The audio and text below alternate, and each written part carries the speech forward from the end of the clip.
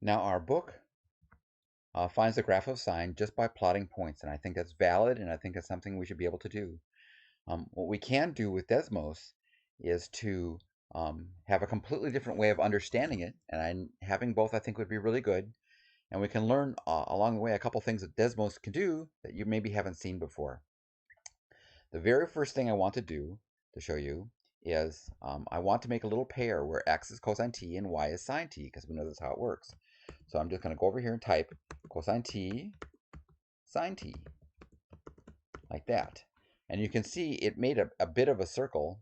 I want the whole circle, and you can see here t only goes from 0 to 1. Well, t is supposed to be the distance around the circle.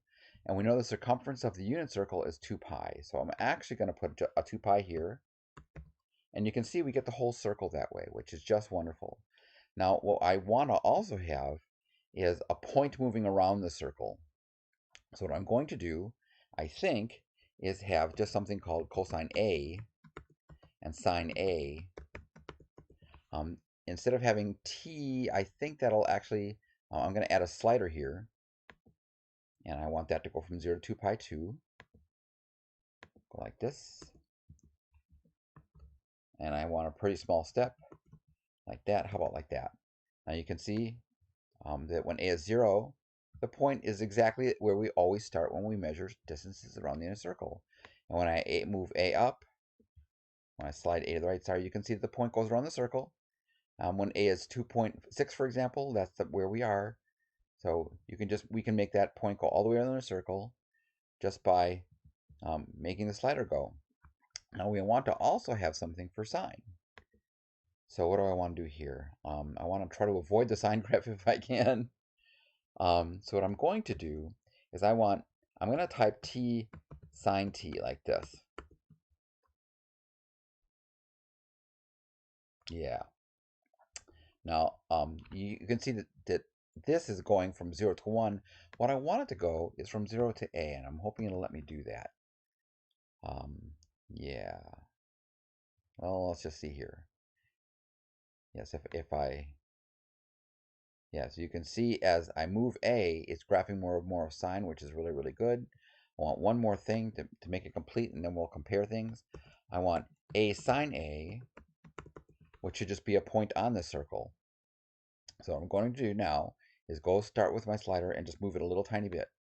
If I move it just a little tiny bit, you can see that we've moved a little bit around the circle. You can see the height of the dot on the sine graph is exactly the same as the height of the circle, because that's what sine is. It's the height of the dot on the circle.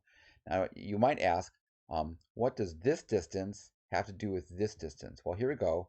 This horizontal distance here is t. Well, t is also this distance here. So what it's basically doing is unwinding this distance here and putting it down here.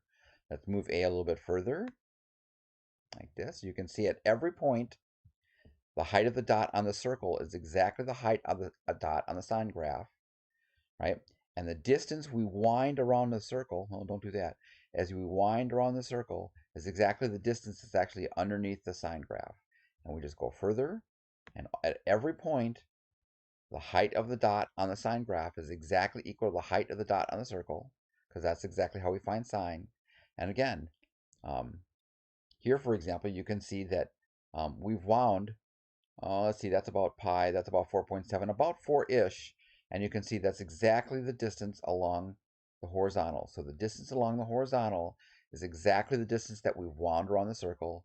We keep winding around the circle just a little bit more. Oop, not there, up here. Wind around the circle a little bit more. Right? And at every point again, the height of the dot on the circle is exactly the height of the dot on the sine graph.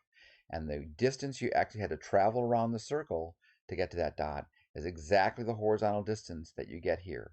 And if I go all the way to 2 pi, we've done one full unit on the circle, so it would start over.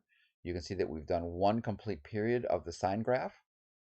And again, the distance around the circle is 2 pi, that's about 6. And you can see the distance along the horizontal that we've done here is exactly that same unwound distance, 6.